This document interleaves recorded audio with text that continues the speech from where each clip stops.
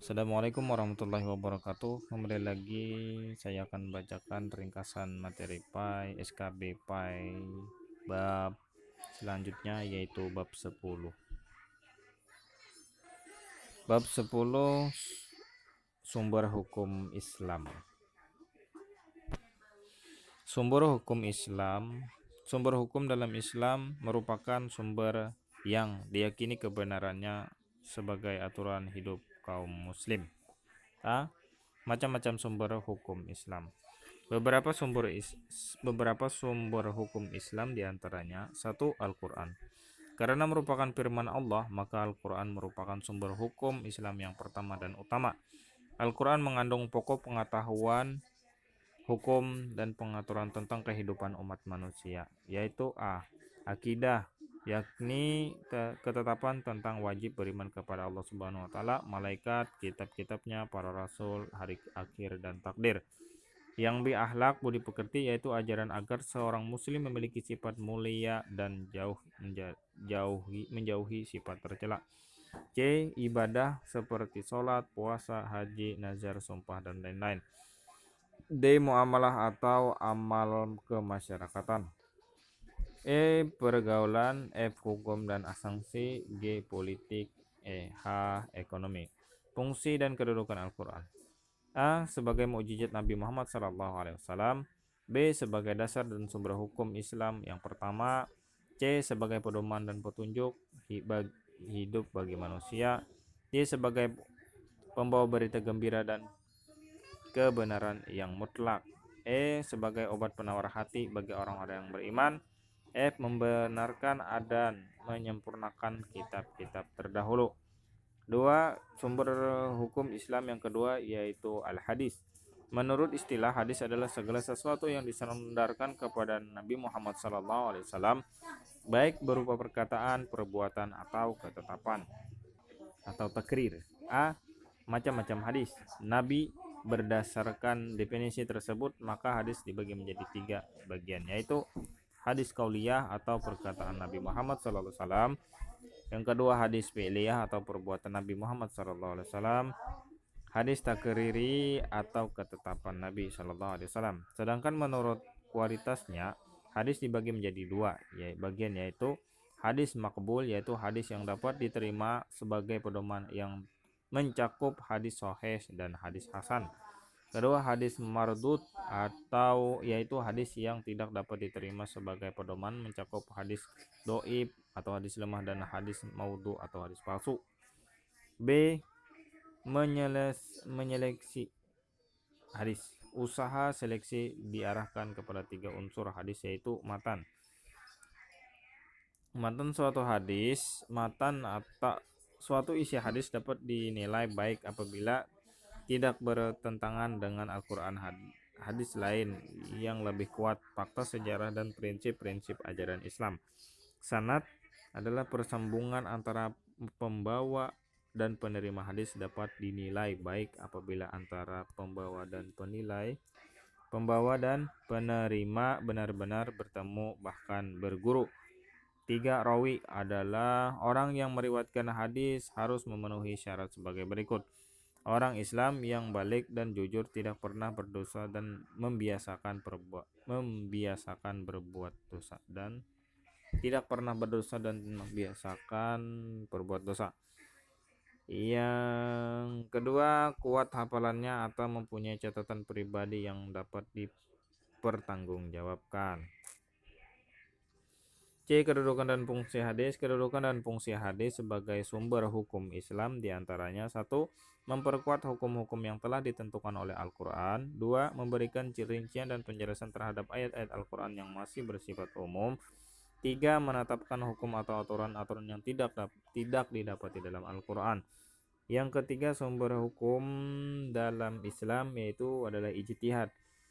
Ijtihad adalah berusaha keras atau bersungguh-sungguh untuk memecahkan sesuatu masalah yang tidak ada ketetapan baik dalam Al-Quran maupun hadis, serta berpedoman kepada cara-cara penetapan hukum yang telah ditentukan. Ijtihad merupakan sumber hukum Islam yang ketiga. Bentuk-bentuk ijtihad yaitu: 1. Ijma', yaitu kesepakatan pendapat para ahli mujtahid adalah dalam segala zaman mengenai hukum syariah, misalnya kesepakatan para ulama dalam membekukan Islam pada waktu Khalifah Utsman bin Affan. Yang kedua yaitu qiyas, yaitu menetapkan sesuatu hukum terhadap sesuatu masalah yang tidak ada hukumnya dengan kejadian lain yang ada hukumnya karena keduanya terdapat persamaan ilat sebab-sebabnya. Misalkan menyamakan hukum minuman bir dan whisky adalah haram dikiaskan dengan minuman khamar yang sudah jelas hukumnya dalam Al-Quran.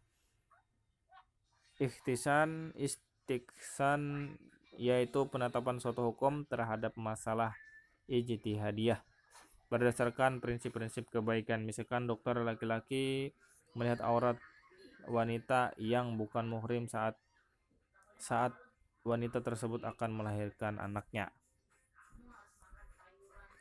Yang keempat yaitu masolihul mursalah, yaitu penetapan suatu hukum terhadap suatu masalah ijtihadiyah atas dasar kepentingan umum, misalnya pengenaan pajak terhadap orang-orang kaya. B. Hukum taklifi. Hukum taklifi ialah kitab titah Allah Subhanahu wa taala atau sabda Nabi Muhammad SAW yang mengandung tuntunan baik perintah melakukan atau larangan. Hukum taklifi ada 5 bagian, yaitu ijab dan fardu, yaitu kewajiban dikerjakan. Jika tidak maka dikenakan dosa. Adapun macam-macam wajib adalah sebagai berikut.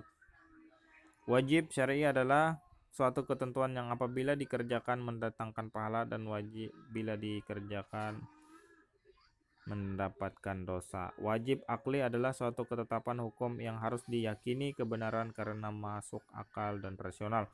Wajib aini adalah wajib suatu ketetapan yang harus dikerjakan oleh setiap muslim seperti sholat 5 waktu, puasa bulan Ramadan, sholat Jumat, dan lainnya. Wajib kifayah adalah suatu ketetapan apabila telah dikerjakan oleh sebagian muslim, maka muslim yang lain terlepas dari kewajiban seperti mengurus jenazah. Yang wajib muayyanah, yaitu suatu keharusan yang telah ditetapkan macam tindakannya seperti wajib berdiri dalam sholat bagi yang mampu. Wajib mutlak yaitu suatu kewajiban yang tidak ditentukan waktu pelaksanaannya seperti membayar denda sumpah. Wajib akli nazariyah adalah kewajiban mempercayai suatu kebenaran dengan memahami dalil-dalilnya atau penelitian yang mendalam seperti mempercayai eksistensi Allah Subhanahu wa taala. Wajib akli daruri yaitu kewajiban mempercayai suatu kebenaran dengan sendirinya tanpa dibutuhkan dalil-dalil tertentu. Nadab atau sunnah artinya menganjurkan namun tidak ditinggalkan, tidak berdosa. Nadab atau sunnah. Adapun macam-macam sunnah adalah sebagai berikut. Sunnah muakkad yaitu sunnah yang sangat dianjurkan seperti sholat Idul Fitri dan Idul Adha. Yang kedua yaitu sunnah ghairu muakkad yaitu sunnah yang biasa seperti memberi salam. Yang C sunnah hayat yaitu sunnah yang sebaiknya dikerjakan seperti mengangkat tangan ketika takbir dalam sholat. Sunnah abad yaitu perkara-perkara yang kalau terlupakan harus mengganti dengan sujud sahwi. Yang ketiga yaitu hukum tahrim atau haram, artinya larangan melakukan sesuatu. Haram ada 2 macam, yaitu haram lijatihi, yaitu perbuatan yang diharamkan oleh Allah karena bahaya tersebut terdapat pada perbuatan itu sendiri, seperti contoh makan bangkai, minuman khamar, dan berzina. Yang kedua yaitu haram ligairihi aridi, yaitu perbuatan yang dilarang oleh syariat di mana adanya larangan tersebut bukan terletak pada perbuatan itu sendiri, tetapi perbuatan tersebut dapat menimbulkan haram lijatihi. Sebagai contoh jual beli memakai jual beli memakai riba, melihat aurat wanita. 4.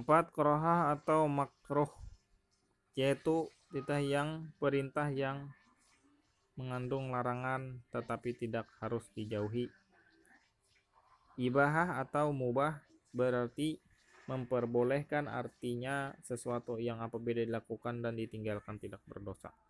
Kedudukan hukum taklifi adalah dalam Islam adalah untuk mengetahui hukum-hukum syara yang berhubungan dengan amal perbuatan mukallaf dan untuk memahami kaidah-kaidah yang dipergunakan untuk mengeluarkan hukum dari dalil-dalil hukum, yakni kaidah-kaidah yang menetapkan dalil hukum. Sadaqallahul azim.